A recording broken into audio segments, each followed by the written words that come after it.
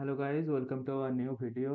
আজ আমার সঙ্গে আছে সৌমিতা নাগ, এবারে জেকাতে 6 র্যাঙ্ক করেছে। তো প্রথমে আমরা জেনে নেব ওর ব্যাকগ্রাউন্ড কি, বিএসসি করেছে না বিসিএ করেছে, কোন কলেজ থেকে পড়েছে। Hello Arijit da, good afternoon. Thank you so much আমাকে এই সুযোগটা করে দেওয়ার জন্য। আমি বিএসসি করেছি কাজী নজরুল ইউনিভার্সিটির অন্তর্গত বানওয়ারিলাল ভালোটিয়া কলেজ থেকে, বিএসসি ইন কম্পিউটার সায়েন্স। তার আগে তো পিসিএমসি ছিল আমার কম্বিনেশনে। আর এখন তারপর যাদবপুরে এমসিএ পড়ছি। কখন প্রিপারেশন স্টার্ট করলি, মানে জাস্ট জেকার আগে? আমি প্রায় ওই ফেব্রুয়ারি মাস থেকে স্টার্ট করি। জানুয়ারিতে আমাদের পরীক্ষা ছিল ফিফথ সেমিস্টারে। দেন হুম। একবারে সিক্স সেমের স্টার্টিং থেকে ফেব্রুয়ারিতে স্টার্ট করি। ও, ভালো। আর প্রিপারেশন স্ট্র্যাটেজি কি ছিল, মানে কোথা থেকে পড়েছিলিস, কিভাবে পড়ছিস, কলেজে? আহ স্ট্র্যাটেজি বলতে কলেজ আমরা অনেক আগে থেকে যাওয়া ছেড়ে দিয়েছিলাম।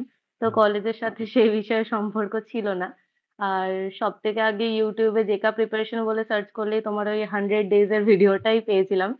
তো সেটা থেকে মোটিভেট হই আর YouTube থেকেই পড়েছি। বিভিন্ন ভালো, ভালো চ্যানেল আছে সেখান থেকে পড়ে।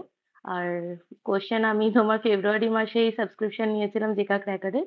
সেখান থেকেই সলভ করতাম। আম হ্যাঁ, ওগুলোরই পিডিএফ ছিল। যেগুলো তুমি পাঠিয়েছিলে সেগুলো প্রিন্ট আউট করে সলভ করেছি। ওইভাবেই হয়ে গেছে। সাবজেক্ট অর্ডার কি ছিল, মানে কোনটা থেকে কোনটা শুরু করেছিস? 10টা সাবজেক্ট তো ছিল। হ্যাঁ, ১০ টা সাবজেক্টকে অ্যাকচুয়ালি আমি ৩ মাস টাইমে ভেঙেছিলাম। হুম। যার মধ্যে সি আর সি প্লাস প্লাসটা ১.৫ মাস রেখেছিলাম। আর তার সাথে বাকি ৮ টাকে ওই ১.৫ মাসের মধ্যে পরপর সাজিয়েছিলাম। যদিও হুম। পুরোপুরি ওটা ফলো হয়নি। তবুও যতটা হয়। তো যার মধ্যে সবথেকে স্টার্ট আমি করেছিলাম অপারেটিং সিস্টেম দিয়ে। হ্যাঁ। কারণ তোমাদের ব্যাচেও আর নেক্সট ব্যাচটা যেটা ছিল হ্যাঁ। ২৩ এর ব্যাচেও ওখান থেকে প্রচুর কোয়েশ্চেন এসেছিল অপারেটিং সিস্টেম থেকে। হ্যাঁ। তো সেজন্য ওটা দিয়ে শুরু করি। ইজিও ছিল, পড়াও ছিল। দেন আস্তে, আস্তে ডিবিএমএস এগুলো করি। আর একদম লাস্টের জন্য ফেলে রেখেছিলাম যেটা ভুলও হয়েছিল একটু এমএলটা। ওটা ১ম দিকে জানা ছিল না একদমই। কিন্তু তবে হ্যাঁ, ইয়েগুলোই লাস্টের দিকে করেছিলাম। ইউনিক্স তারপর আম আইওসি ওই পার্টগুলো। যেহেতু থিওরি ছিল।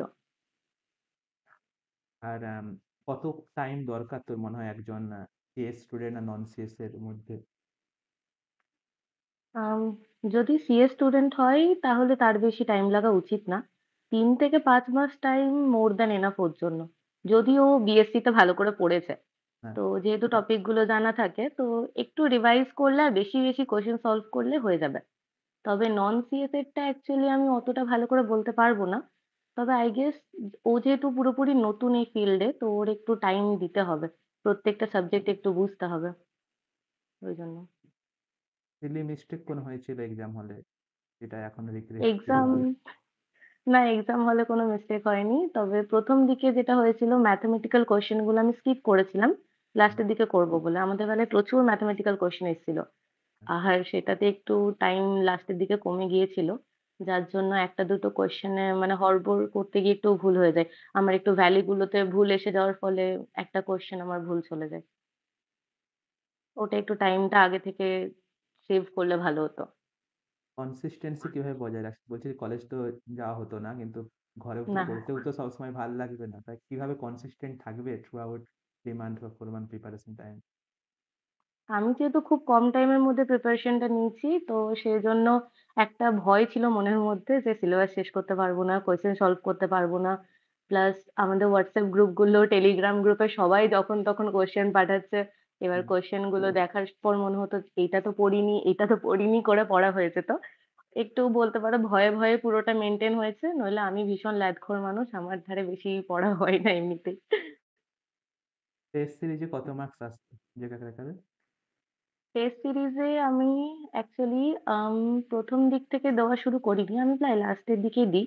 লাস্টের ১ মাসের মধ্যেই। তো আমার মার্কস ভ্যারি করত। যেগুলো খুব টাফ লাগতো সেগুলো তো অনেক কমেও যেত। ৮০-৮৫ এমনি আসতো। আর এভারেজ যেত ওইরকম 96, 97 এরকম। আর আই গেস সবথেকে বেশি পেয়েছিলাম ১০৪ বা কিছু। জেকাতে কত মার্কস এসেছিল? জেকে জেকাতে 99.75 25 99.25। কাছাকাছি আছে। হ্যাঁ। টেস্ট সিরিজের কমন কোশ্চেন এসেছিল জেকাতে? হ্যাঁ, অনেকগুলো। আমি তো ইনফেক্ট নিউমেরিক্যাল কোয়েশ্চেন আমি সলভই করতে হয়নি ২-১ টা। ওগুলো পুরো ছাপা কোয়েশ্চেন, ছাপা অ্যান্সার চেপে দিয়েছি। পুরো মনে অনেকগুলো ছিল। কোয়েশ্চেন কমন এসেছিল। হ্যাঁ, আর বিশেষ করে যেহেতু অনেকবার প্র্যাকটিস হয়েছিল, লাস্টের দিকে যে টেস্ট সিরিজ এর মধ্যে যে কোয়েশ্চেন গুলো তুমি স্টার্ট করেছিলে, হ্যাঁ, সেগুলোতে বারবার প্র্যাকটিস হচ্ছিল। দিয়ে হ্যাঁ। ওগুলো পুরো একদম কোয়েশ্চেন দেখেই দেখছি আরে বাহ! কমন চলে এসছে। তারপর জেক্কা ক্র্যাকারের কোনটা সবথেকে তোর ভালো লেগেছে? সাবজেক্ট ওয়াইজ মক টেস্ট না ফুল লেন্থ মক টেস্ট কোনটা? ফুল লেন্থ মক টেস্ট গুলোতে কনফিডেন্স বাড়তো। যেহেতু একটা চোখের সামনে নাম্বার দেখতে পাচ্ছি যে আমার এত স্কোর হচ্ছে, হুম, এতটা টাইম লাগছে। তো ওটা তো সত্যি খুব ভাল লেগেছে। আর সাবজেক্ট ওয়াইজ মক টেস্ট গুলো লাস্ট টাইমে খুব সাহায্য করেছে। কারণ একটা মানে বিভিন্ন রকম কোয়েশ্চেন বারবার আসছিল আর রিভিশনটা খুব ভালো হচ্ছিল। আর তাহলে ফিউচার প্ল্যান কি? এখন তো যাদবপুরেই আছিস। ফিউচার প্ল্যান কি ১-২ বছর পর? ফিউচার প্ল্যানটা নিয়ে সত্যি কথা বলতে এখনো অব্দি অত ভালো করে ভাবা হয়নি। এই কয়েক মাস তো জেকার টাইমটা খালি জেকা নিয়েই ভেবেছি। আর হ্যাঁ, জেকার পর এখন স্কিল ডেভেলপমেন্ট করছি টুকটাক। দেখা যাক অ্যাকচুয়ালি এই ফিল্ডটা নিয়ে অত ভালো নলেজও আমার নেই। তো সিনিয়রদের সাথেও কথাবার্তা বলছি, যোগাযোগ ভালো, করছি ভালো। দেখা যাক। জেইউ হুম। জেইউ লাইফ কেমন চলছে? ডেইলি লাইফ ১ম তো খুব মজাই খাচ্ছে। বন্ধুদের সাথে আড্ডা হচ্ছে, হৈ হুল্লোড় হচ্ছে। আ এখন পড়াতেও বিশেষ চাপ নেই যেহেতু কলেজে জাস্ট স্টার্ট হয়েছে। তো এখন বেশ ভালোই লাগছে। আ স্যার ম্যামরাও খুব ভালো, পড়াচ্ছেন খুব ভালো। ২০২৫ অ্যাসপিরেন্ট এর জন্য কিছু যদি বলতে চাস? ২০২৫ এ অ্যাসপিরেন্টদের বলব যদি ওরা টিউশন নিতে সক্ষম হয় তবে নন সিএস দেরই টুকটাক লাগতে পারে। সিএস স্টুডেন্টের টিউশনের দরকার নেই। কারণ জেকার কোয়েশ্চেন লেভেলটা খুব ইজি হয়। তো YouTube থেকেই পড়া ভালো আর কোয়েশ্চেন যদি সাবস্ক্রিপশন নিতে পারে তবে তো খুবই ভালো জেকা ক্র্যাকারে। হুম, যদি নাও পারে তাহলে ওয়েবসাইট যেগুলো আছে অনলাইনে সেখান থেকে করা ভালো।